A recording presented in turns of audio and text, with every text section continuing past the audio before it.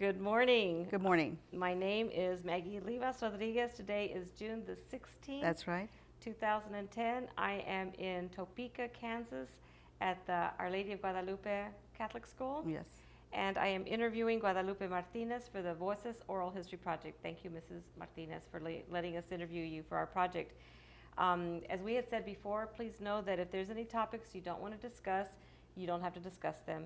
If there is something you wish to discuss, and I'm not asking you about it, we want to hear you. If at any point you want to stop the camera to get a drink of water or to use the facilities, please let us know, and that's no problem. And as we said earlier, our interviews will be housed at the Nettie Lee Benson Latin American Collection at the University of Texas at Austin. So let's get started. And Mrs. Martinez was wonderful in that she brought a ton of letters that in a little while we're going to go through just a few of them, and I'm just going to ask you to read a few words. Now these are letters back to you from your husband, is that correct? He wasn't my husband at the time. We were dating, and he sent them to me. Okay. Well, let's start off with the letters because it really is very intriguing. Did you count up how many letters these are by chance? No, I haven't looked at them for 40 years. But you kept them. Why did you keep them? To tell you the truth, I don't know why I kept them.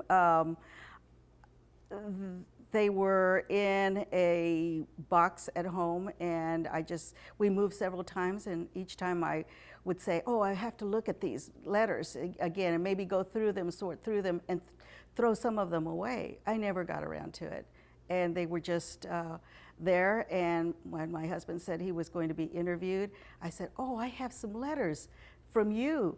You think they would like them? He said, no, they probably wouldn't be interested in them. And I said, okay. So then when I got a call and said they wanted me to come with whatever I had, I said, well, I'm taking those letters anyway and see if anybody cares about them. So that's just why they're here. But I didn't have any reason for keeping them.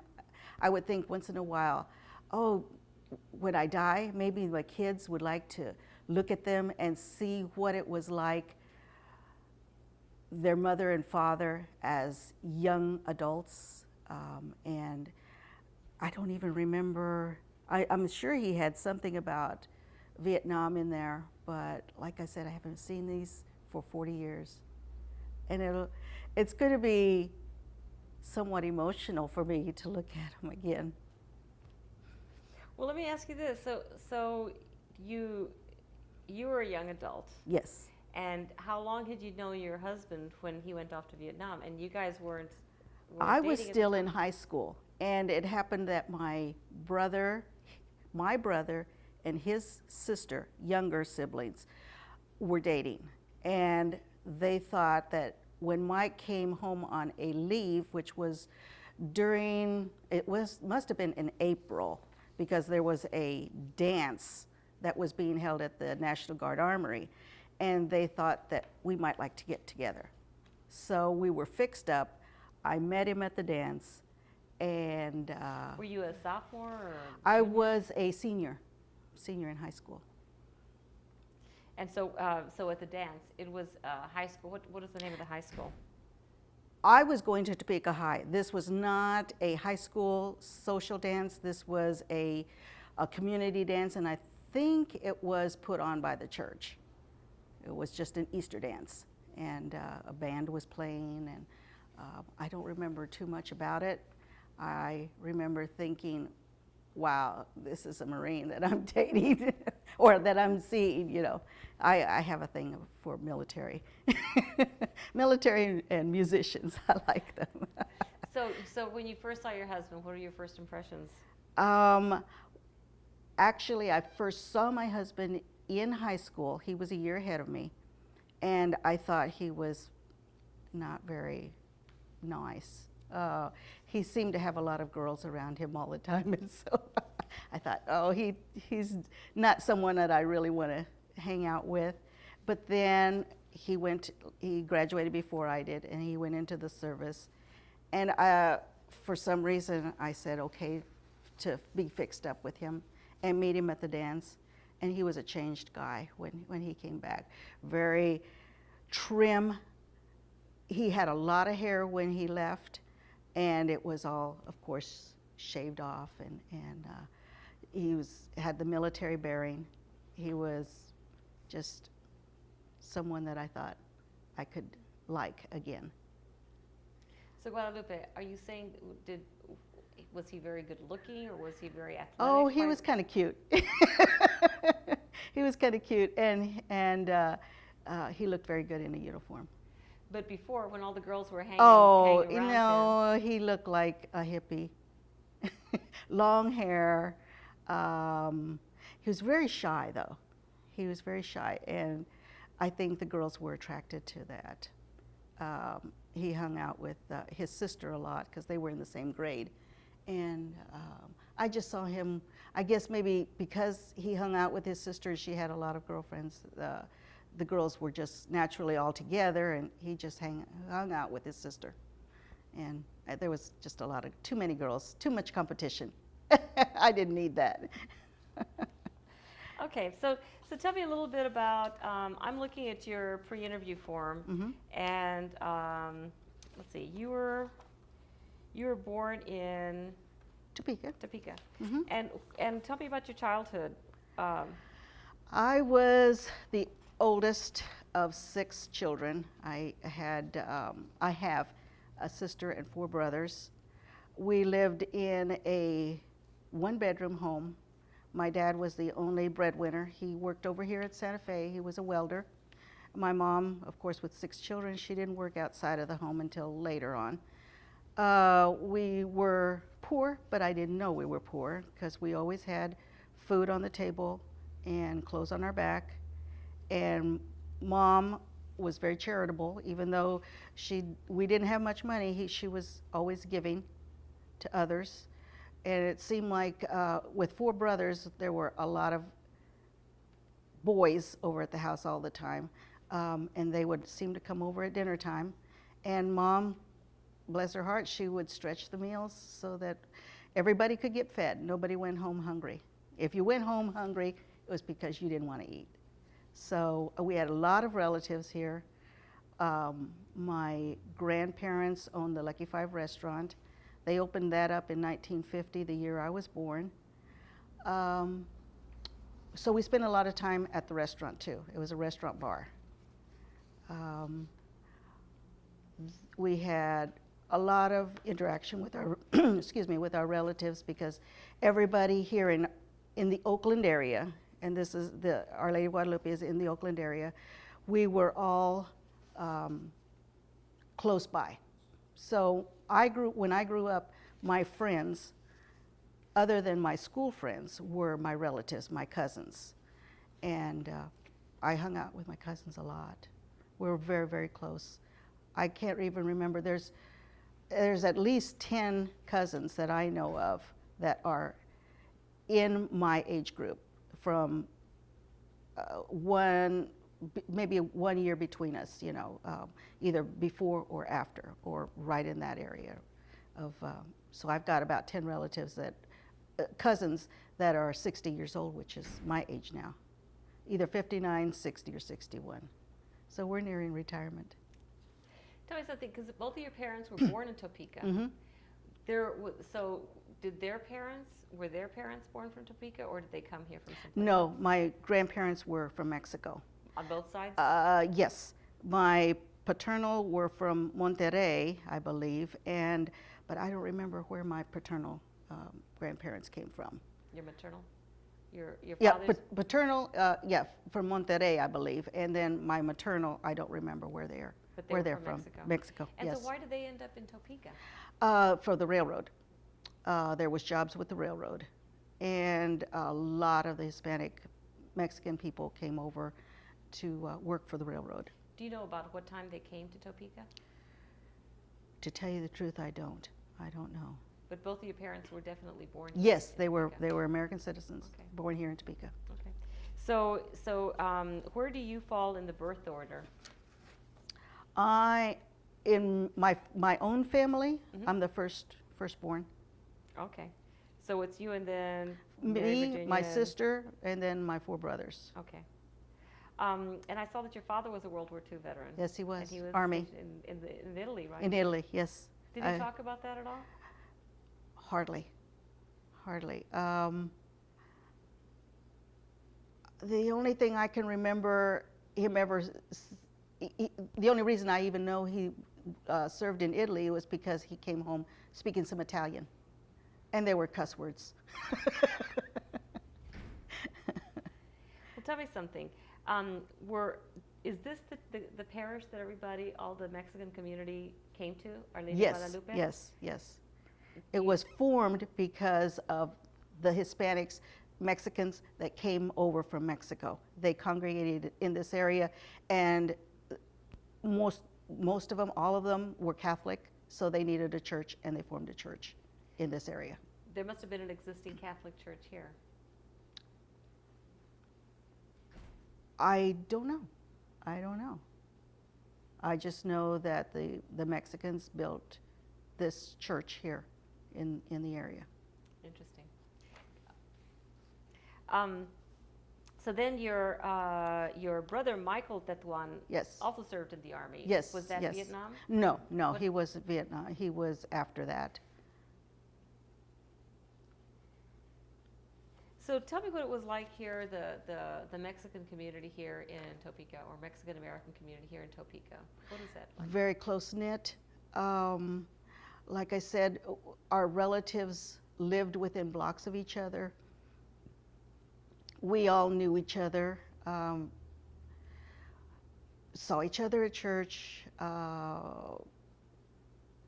went to the same schools. Here in Oakland, there was State Street Elementary that most of them went to, and then Holiday Junior High School.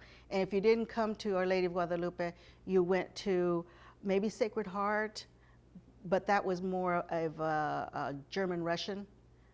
But they're situated also here in Oakland. But you went to... Is Oakland... It's a part of Topeka. It's like a neighborhood? It's a neighborhood, exactly. There was across the bridge is a place they call Neutral, and that was, you're either in East Topeka, you're Neutral, or you're Oakland. And there was a lot of rivalry in between that. My husband was originally from East Topeka, but then they moved to Oakland. And they lived only 3 blocks from us. So it's just a very close-knit community, and So everybody knows. the areas that the Latinos lived in, was it all 3 of those areas? Yes. East Topeka, Neutral, and Oakland. Okay, so now let's talk a little bit more about your growing up here in Topeka, and you went to Washburn University for 9 months. What happened there? Why did you not? From the time, and this is strange, but from the time I was 9 years old, I knew I wanted to be have a career in legal. I am now an administrative assistant for Judge Henry Green of the Court of Appeals. But when I was 9 years old, I had a cousin that came over, and she was a legal secretary, and she's always dressed up beautifully, makeup and everything, and so I thought, I want to be a legal secretary when I grow up. Now my mother, who had only a junior high school education, I think she said she went to 8th grade, she had no formal education, so she was cleaning offices, and she would bring home the supplies that were thrown away, pens, pencils that were about that much but needed an eraser, because like I said, we were poor. So she would buy us little pencil erasers to put on the ends of the pencils. And I said, I don't want to clean offices, which is that's what she had to do, that's fine. But I want to work in a legal office. So I geared my education to getting a legal profession, getting into the legal profession. I never thought I could make it to a lawyer, but I wanted to work in a legal office. So I took business law, business English in high school, typing, stenography, and then I went to Washburn to take legal writing terminology so that I could get into that legal field.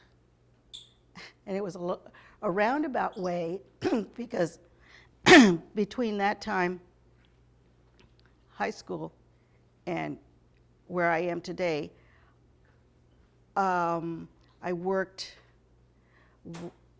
at Jostens American Yearbook, which was in the printing department. I was pregnant by that time, married and pregnant. And so I was able to get some printing background. So when a job opened up at the state, they needed someone with legal background and printing background because I worked for the Reporter of Decisions. That got me in. That's where I wanted to be. I had also been a legal secretary for a few years, but got out of that and then went to Jostens and then get back into the legal field, which is what I wanted to do.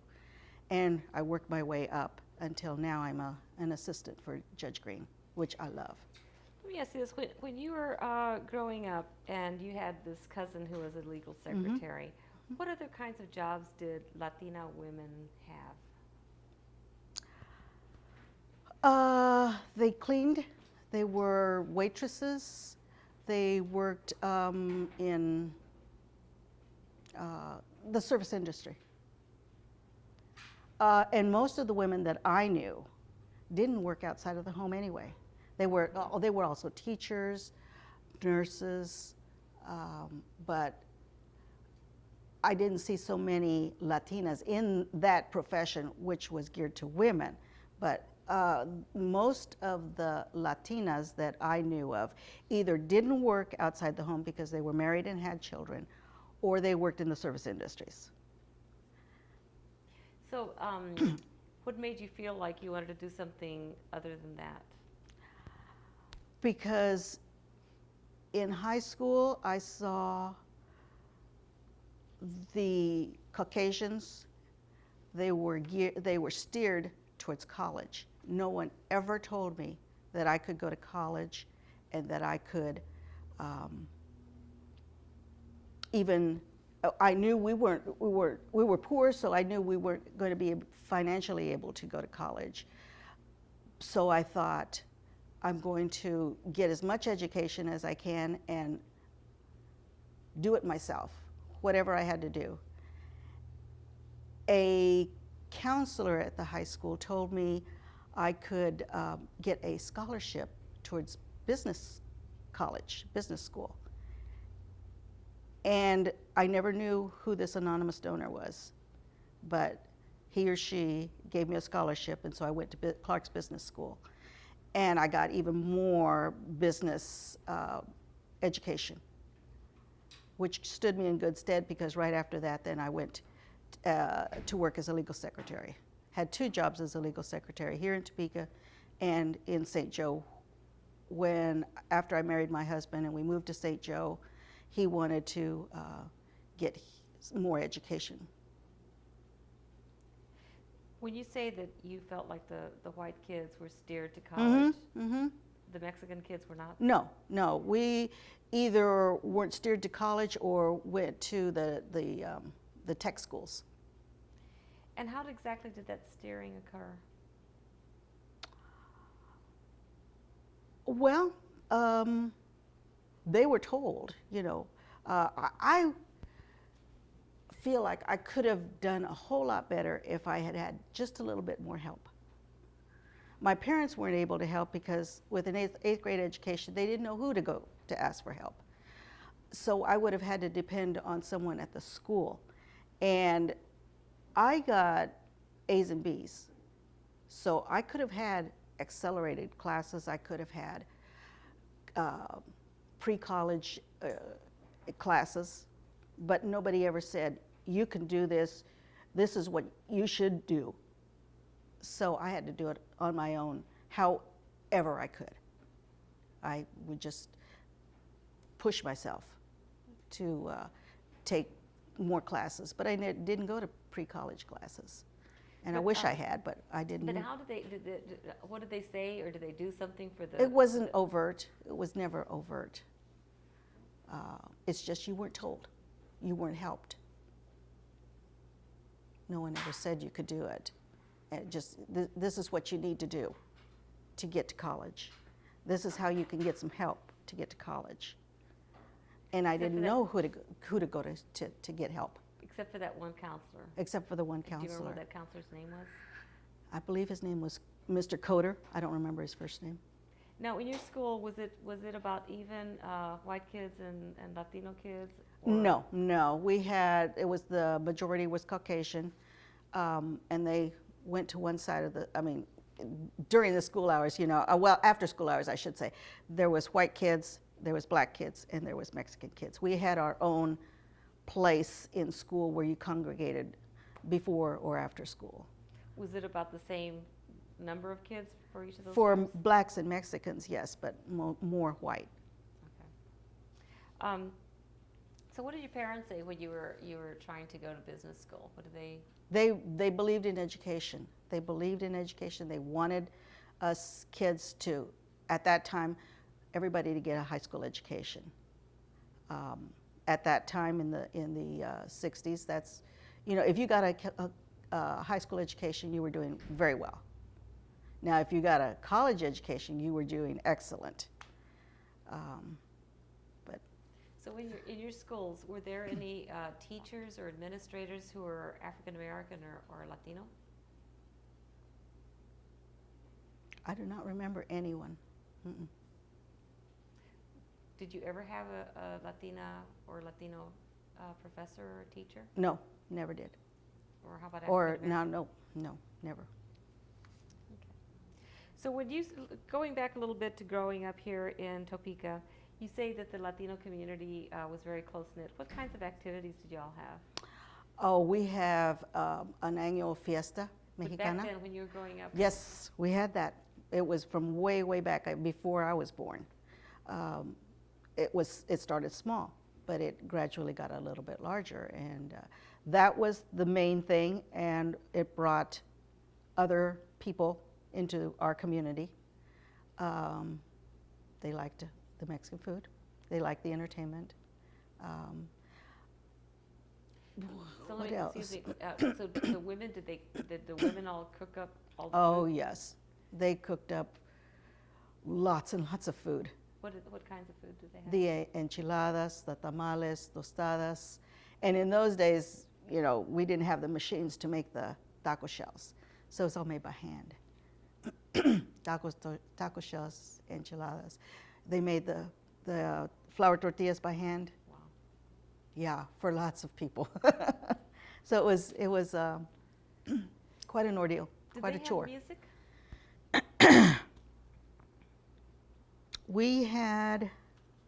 We would bring in music. We did have a local female mariachi group. It was one of the first ones here in Topeka, but unfortunately, more than half of them, excuse me, I'm losing my voice.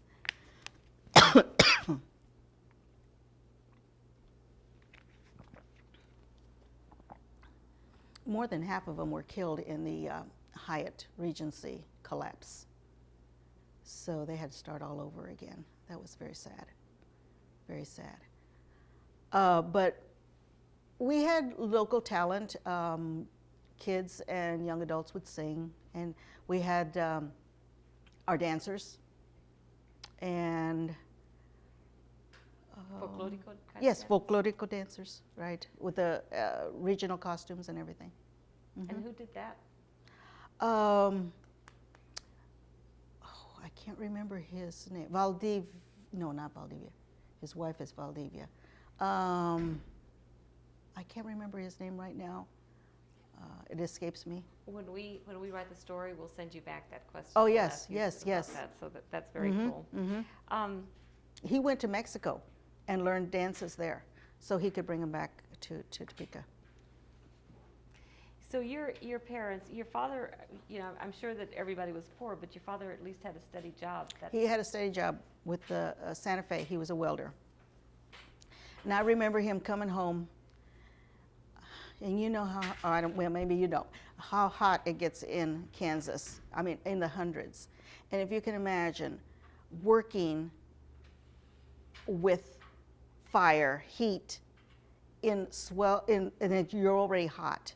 He would come home just drenched. His shirts were just drenched, and little burn holes all over his shirt from the sparks from welding. But he had a family to provide for, and that's what he did. Did your parents ever take you to Mexico when you were growing up? No, they never did. I always wanted to go, and last year in December, my husband and I went to Mexico for the first time, for either of us. We went for the Feast Day of Our Lady of Guadalupe, where there were 3 million other people attending, and we waited 5 hours to get into the basilica to see her. It was amazing. And that's another story in itself, how we got there. Do you want to say just a few words? We left at 5 o'clock in the morning from the hotel, and we had a cab driver. Neither my husband nor I speak very fluent Spanish. So we were trying to speak, but our cab driver was very good, and I understood what he was saying to the police, because you could only get in so far before you got into the basilica area. And I say the area because they stopped you about a mile up from the area. And our cab driver spoke Spanish, but I understood him. He said, "These are very important people. They just got in from the United States of America, and they don't know the language, and I just need to get them in so that they can follow the crowd to get to the basilica." And we waited there for about another hour or so till the police finally said, "Okay, you can go in." And we went in, and he let us off, and we went to the basilica. It was amazing. Did you feel any kind of, how did that make you feel being in Mexico with people that look like you and have a name like you? But aren't us. I felt like if I didn't say a word, I could blend in. And we weren't bothered. But I was very embarrassed by not being able to speak fluently. And I felt like an outsider, and I couldn't wait to come home, where I could understand the language. I understood the money. That was hard part too. Although for their 100 pesos equals $1, I finally got it into my head. But and the reason I can't speak Spanish fluently is because I grew up living with my grandparents, my parents and my paternal grandparents. We lived with them while I was growing up until I was about 3 or 4 years old. We all lived together, and I spoke Spanish because my grandparents, both sides, spoke Spanish. But when I went to kindergarten, I was made fun of by kids and even by a teacher because I couldn't speak. I didn't know all of the words of English. I did speak English, I was bilingual, but I spoke with a slight accent, and sometimes I couldn't remember the words in English. And so I felt, I'm stopping my Spanish. I'm just quitting. I'm never going to speak Spanish again.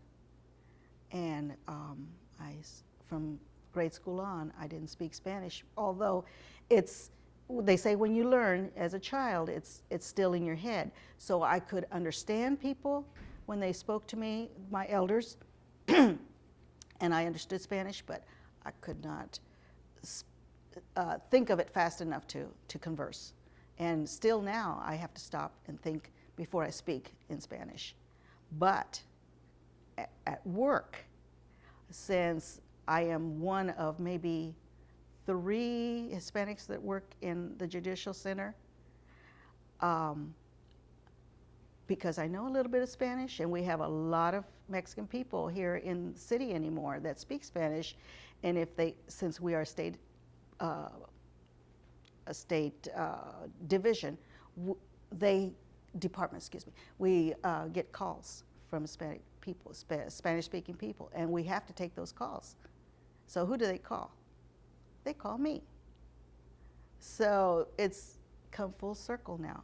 I should speak Spanish now, and I would love to, but it was lost because of the culture back then. Are you now speaking some Spanish though? It sounds like you're having to muddle through it somehow. I muddle through it. Yes, that's about it. I muddle through it. Let me ask you this, because growing up in school, do you remember what your teacher said that the teacher made fun of you when you were? Was it kindergarten I think or it was first just grade? laughter. Just laughter. I don't think it was, like, ha. I mean, saying anything. It's just they would giggle and laugh, if I spoke with a Spanish accent or I couldn't remember the word. I do remember one particular word, and I don't know why this sticks in my head. Sofá, which means Spanish. It's sofa in English, but I said sofá, and I for some reason that word sticks in my head. I don't know why. When you were in school, did you belong to any clubs or have activities when you were in? Yes, I did. And every single activity that I joined, I was the only Mexican person in it. And it's kind of rough because I was the only person of color in any of our groups. I don't know why the other Mexican kids didn't join, but I enjoyed those classes and groups, and so I did. So what kinds of groups? It was Future Business Leaders of America. It was, oh gosh. Oh, I know. We even had a Mexican American group. I don't remember what the name of it was, but I was the only one in the Mexican club that was a person of color.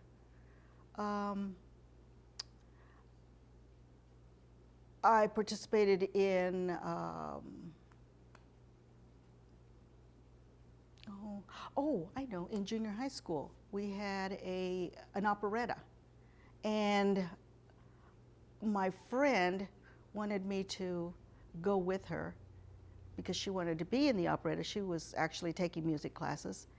And I said, oh, I don't, I'll go with you. That's about it.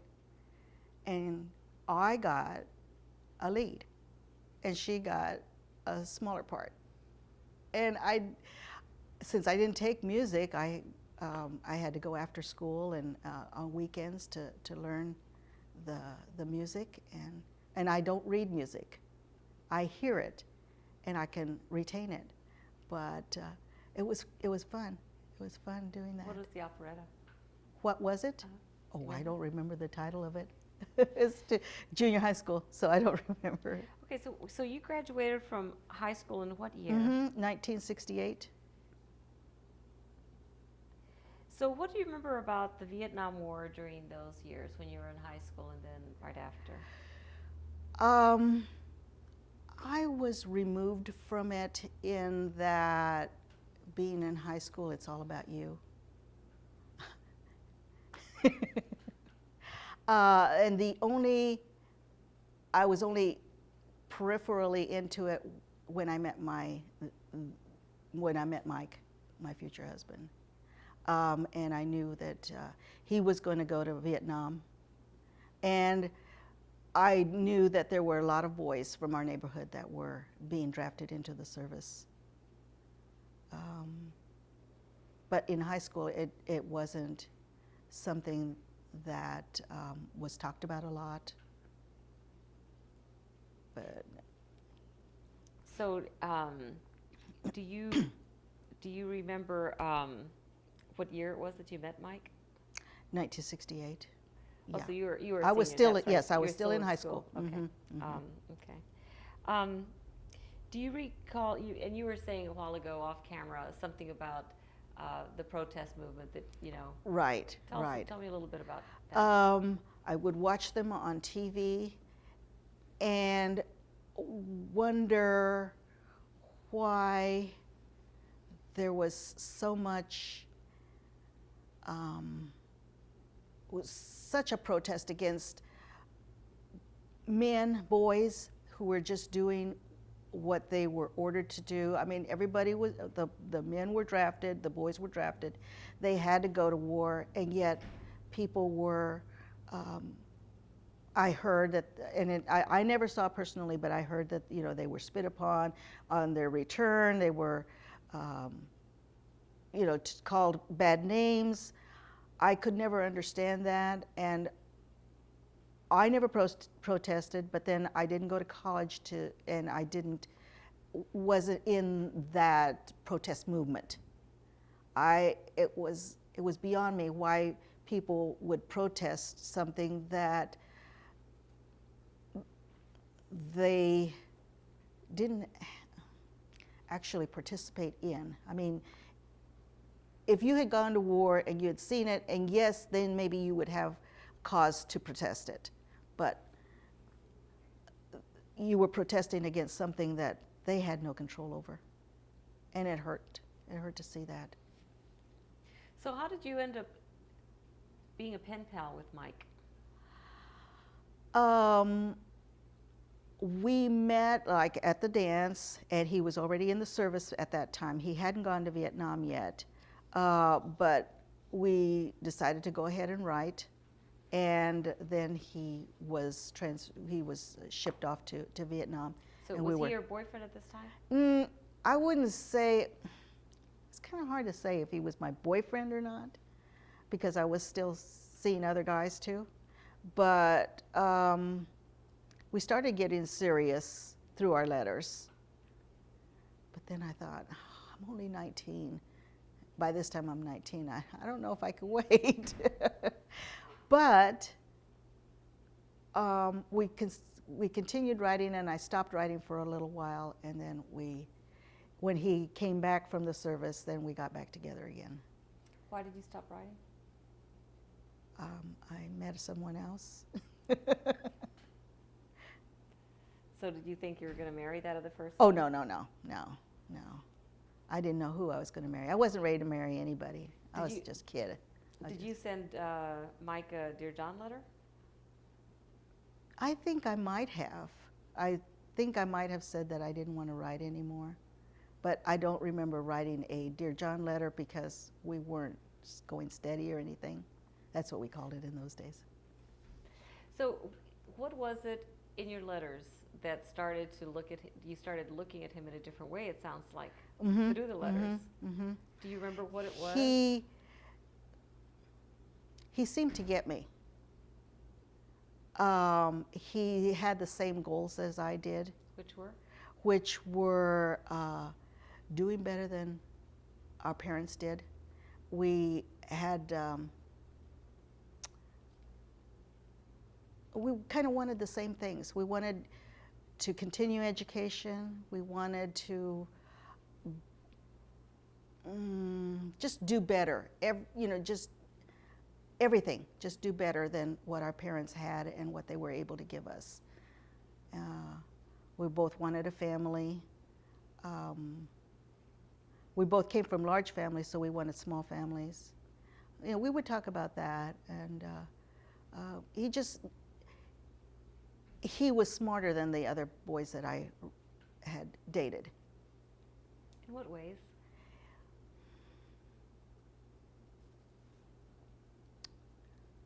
He just, not really in education, because by that time we both were just high school education, but he wanted to learn. He wanted more, just like I did, and we were going to do it ourselves. Since nobody was helping us, we were going to do it ourselves. And he told me he wanted, after he got out of the military, he wanted to continue education. And I was still continuing my education in business school. And so, we just had the same aspirations. Okay. Let me ask you this. So this is during the war. Did you have, you started voting at some point, I guess? Do you remember? I don't remember voting as a Do you remember looking 18-year-old. at the president or any of the talks that Richard Nixon was making about Vietnam or LBJ? I wasn't politically inclined, I'm sorry to say. At that time, I just, I listened to the protest music and I liked it, but I wasn't in a protest movement. I was kind of an enigma. So what kind of protest music did you listen to? And was it Oh, on the radio? Dylan was a good one. I listened to Creedence. Who else? I don't remember the artists' names, but just a lot of the protest songs. Did you listen to the radio? Yes, I did. That's all we had, really. I mean, we had 45s and albums, and I had my own little portable radio that it's a little transistor radio. My mother gave that to me. I had that on. I don't know how many batteries I bought for that thing. But that was my thing. I love music. What radio station did you listen to? Do you remember? It was an AM station. I don't remember the name of it. That's okay.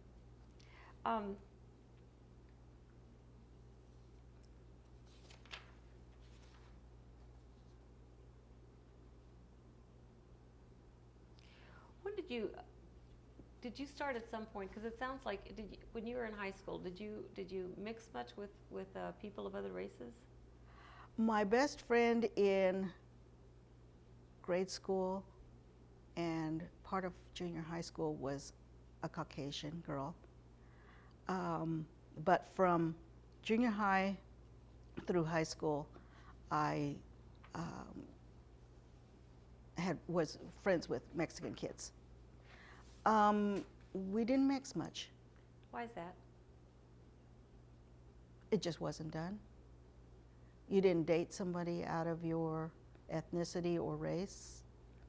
Those that did were looked down upon or spoken about, or, you just don't do that.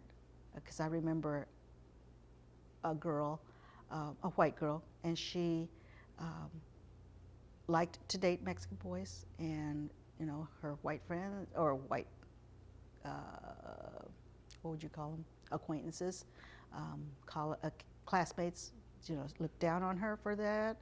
I also had a good friend, and I was in her wedding. She dated a black boy. Ooh, that was even worse. But there was a lot of prejudice in those days. Has that changed? It's not as overt. It's changed a little. I think there's more opportunities for people of color, but there's still prejudice, absolutely. And it's just not as overt. As far as relationships, intermarriage, do you think that's changed?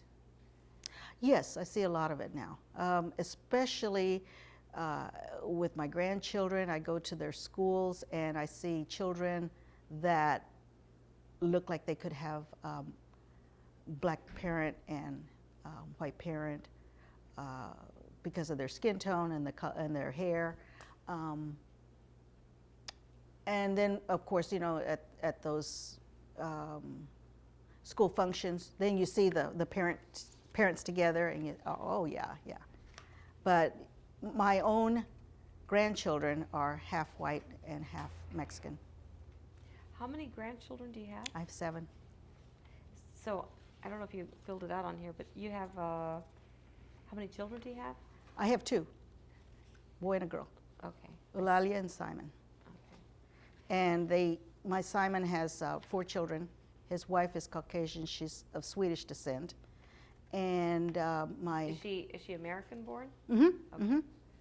Mm-hmm. But so they have 4 children together, 2 boys and 2 girls. And my daughter has 3 children, and her daughters are half white. But she's recently got married, and her husband now is Mexican. So I have a Mexican baby. And Eulalia? Yes. She was in the Air Force. Yes, she was. How did that happen? That was a shock to us. She was always like very delicada, delicate. And she just never seemed like the type that would want to go off to the service. She always had things done for her because, I don't know, she was just my baby. And so when she wanted to go to the Air Force, I think she did it as kind of a rebellious thing. She wanted to get away from the parent telling her what to do. How old was she? She was 20, I believe. Living at home, though. She just wanted to get away and out of Topeka and away from us for a while. So how long was she in? She was in for 5 years. What did your parents say about her being in the military? They were scared. Well, my mother, my father passed away. My mother was kind of scared for her. Oh, my baby, you know. And I have to tell you this. When we took my daughter to Kansas City, that's where they ship out. And we were coming back, that's the first time I saw my husband cry. Even after he lost his parents and his sisters, I'd never seen him cry. But we came back from Kansas City, and there were tears coming down his eyes. It's the first time I ever saw my husband cry for any reason. Why do you suppose that was? His oldest, his baby, was leaving. He knew what was ahead of her because he had to go through basic training. Of course, I think Marines go through a lot more basic training, but he knew what she was in for in the military.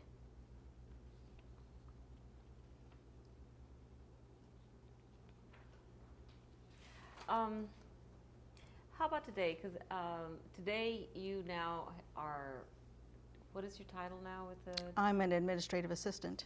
Okay. How have you changed since the time that you graduated from high school till now? Oh my God. I was very selfish, very closed off.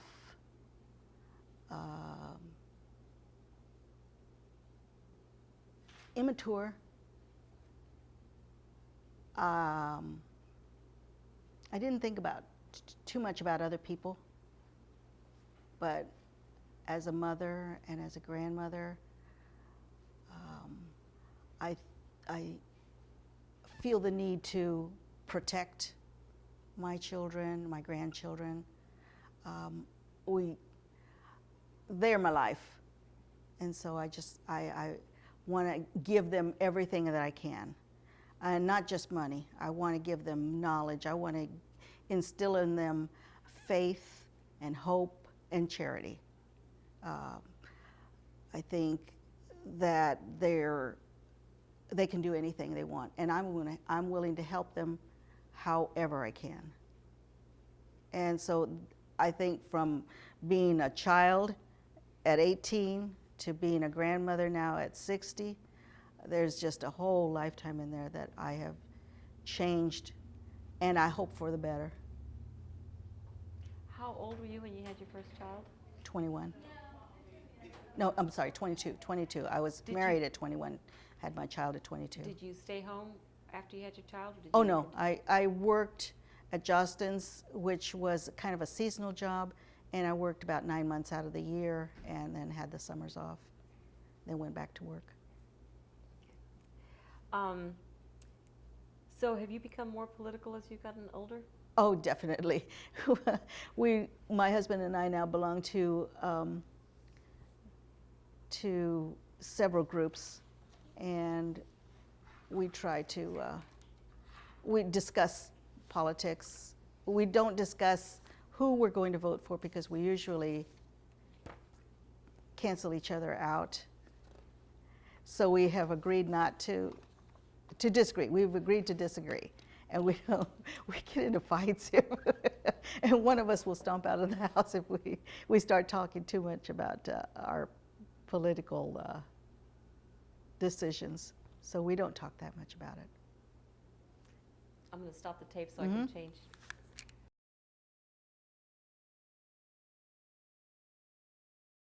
They ended up putting that on their website immediately. And then I got these calls from 2 TV stations and 1 radio station wanting to interview me on the air.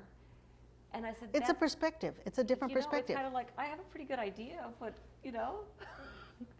these are amazing. I mean, really and truly, this is the kind of stuff that's gold to historians.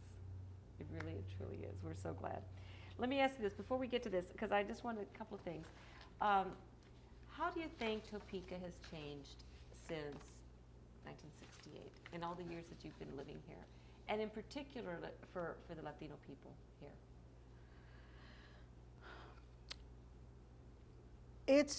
Topeka's changed. We have a lot more people coming from Mexico and settling here. It seems like when I was growing up, you wanted to learn the language, you wanted to learn the customs, you wanted to learn everything you could about the American way, and sometimes to our detriment, because we did away with a lot of our Mexican ways. And I think there is some resentment of the Mexicans that are here, because it seems like they don't want to integrate. And this may be, just totally me, but or learn the language or learn our customs here, the United States customs and stuff like that. But it just, I don't know. It's kind of. So the Mexican community here really has a lot more immigrants than people that were born here. And do they have any functions together? Do they get along together, the immigrant community and the native community? I don't see a lot of it, but I live outside of the Oakland area, and this is in East Topeka, and Oakland is where they congregate more. And maybe I'm saying they, they and us. But I live on Southwest Topeka, which is more of a Caucasian community. I see a lot of our 2nd and 3rd generation Americans, Hispanic Americans, moving away from Oakland, and they are out on the west side, north side. So we have moved away from the community, but we all come back to our roots, which is here, because we still have family here. In that way, I think it's changed that we've all moved out of Oakland. Not all of us, but we've moved out of Oakland and gone to other parts of the city. So is it kind of the old timers still live here? The old timers live here, and maybe the immigrants, and then the people that maybe have, either young families or they've gotten up and moved away. Right. Okay. Is there anything that I haven't asked you about? I can't think of anything right off. Okay. Well, what we're going to do is we'll write a story, and then we'll send you a copy of the story so that you can, if you have anything that you want to add, that can be part of your thing too. I'm going to stop the tape right now, and then I want to just look through a few of these. Okay. And let's see if we can find some good ones that we can read out loud. It's probably all telling me that he loves me. If you have something there, go right ahead.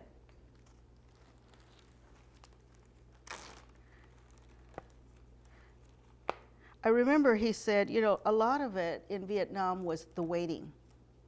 Just waiting and waiting for someone or something to happen. And so he had time to write.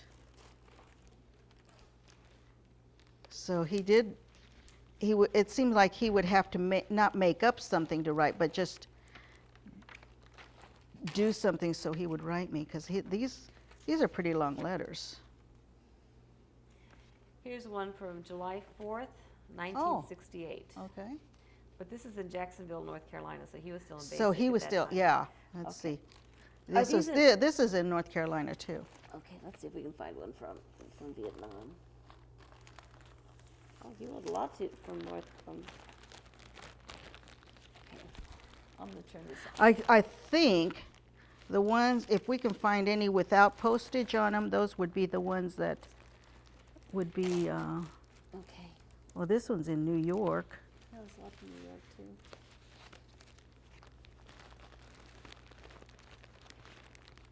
That's Lejeune, Wow. New York.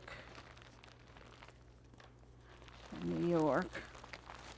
I don't even remember him being in New York.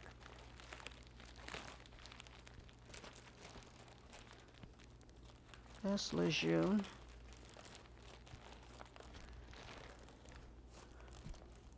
I better put this back in there.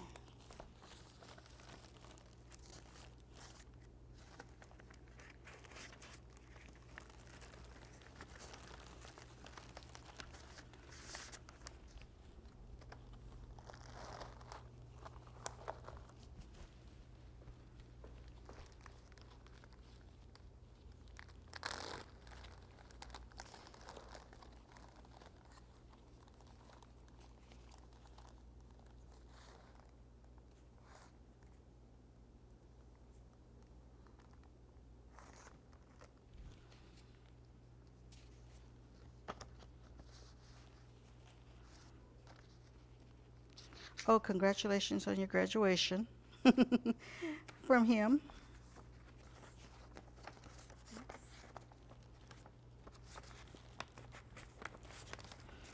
I think he was on the med at that time.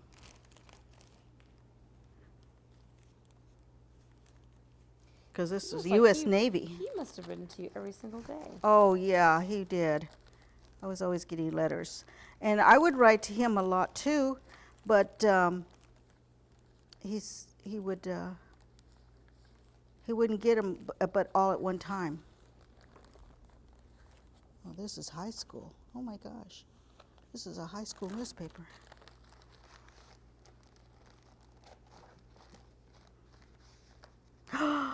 Oh my gosh. Look at that. Oh, wow. John F. Kennedy. My mother had I one was like in this. I was in junior high school when Holiday Junior High. This is the ticket. Remember I was telling you about the operetta? Uh-huh. Oh, wow. The ticket from there. Holiday Junior High, 9th grade, one act plays, I'll be darned. 1965. Put that in the same thing, and maybe I can ask you a little bit about John F. Kennedy, because he was such a hero. I know my mother had a picture of JFK, and then she had JFK and Bobby.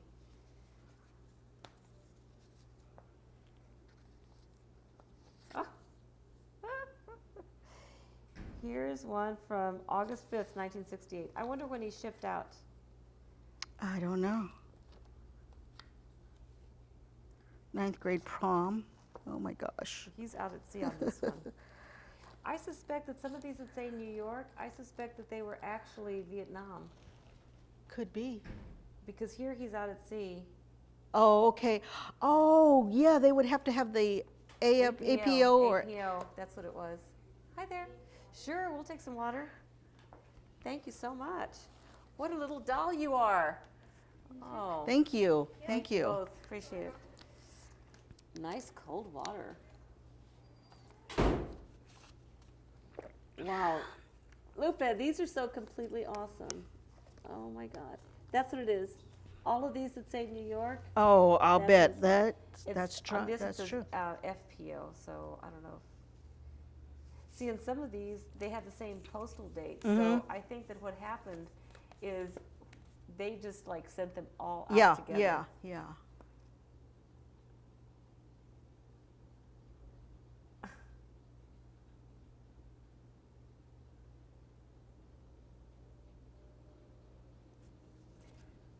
Just read that one. Okay. It's very sweet. Oh.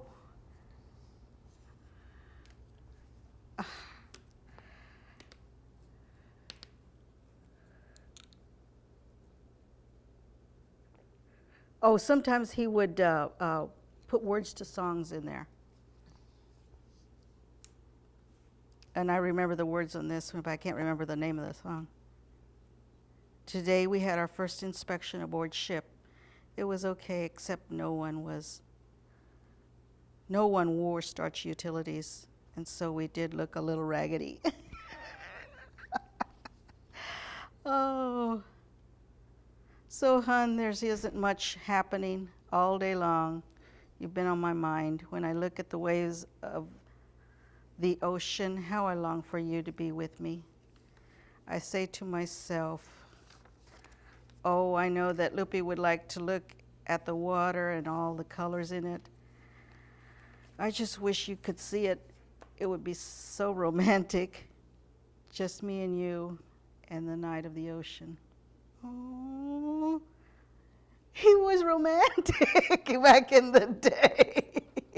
If I showed him these and read him some of it, he'd say, who is that? Oh my gosh.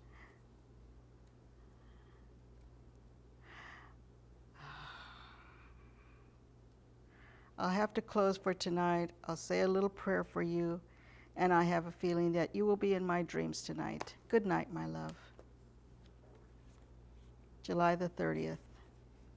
Well, it's another day. I should say good day, my love, right? Right. Nothing at all happened today. It's just another day aboard the old vessel, and it's a sweaty one at that. Lupe, what did your parents say about you writing to this Marine? And you know, maybe I don't know if they thought that you were getting serious or you weren't getting serious. My dad didn't say much about my boyfriend or writing, and my mom, I don't remember her ever saying anything except maybe you need some more stamps. So I don't think she minded that I was writing, as long as it stayed writing. They didn't want their little girl to go away, you know, with some boy. But no, they had nothing to say about it, good or bad.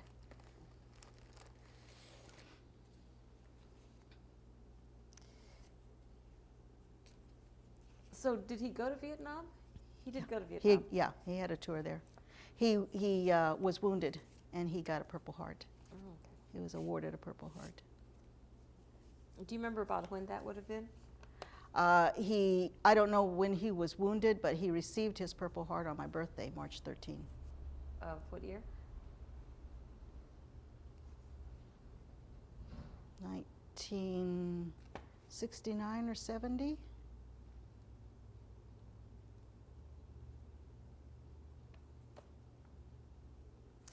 You know what? I think what we should do is we should process these letters, and then find some of the ones that might be especially good. I wonder if he kept any of your letters.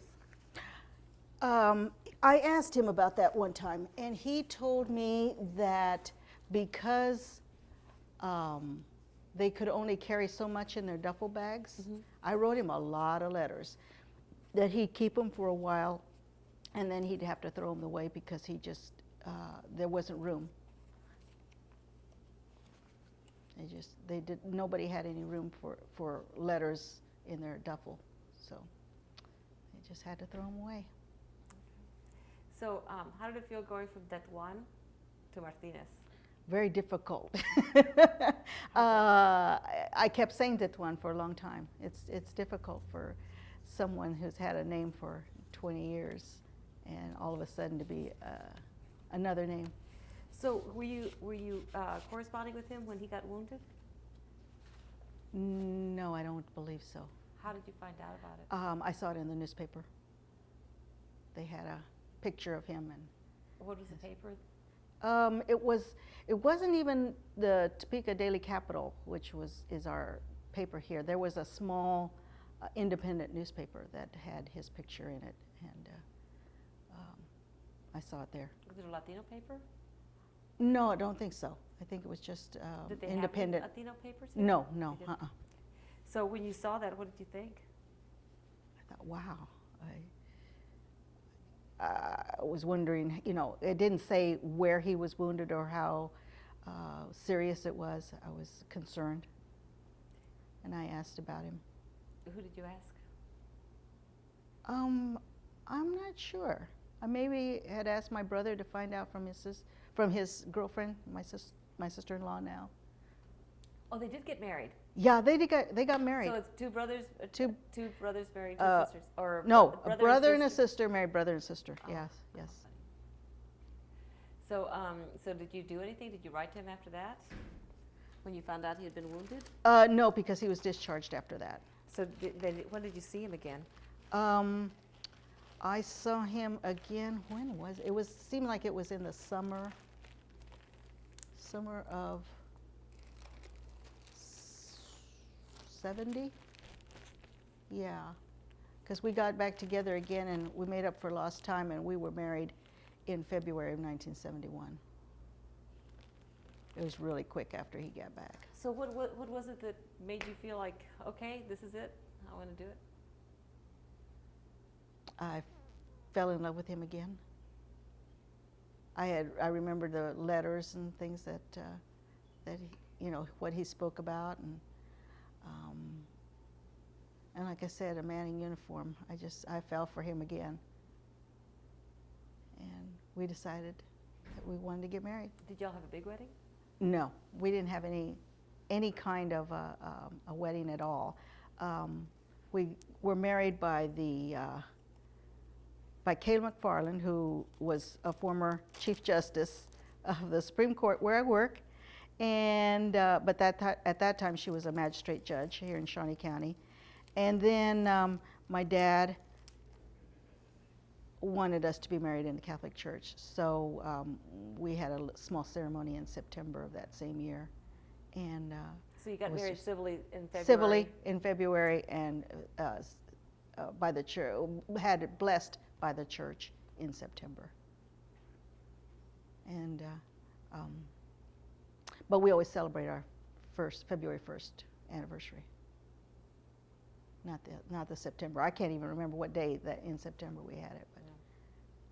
Yeah. Okay. So is there anything else I should have asked about? I can't think of anything. Okay. Well, thank you very much. Thank you so much. What I would like to do is look through these and then find some that might be especially Poignant for us to get, and have you read some and have your husband read some. Uh-huh. So we'll get back in touch with you about that. Okay. Thank you so much. Sure.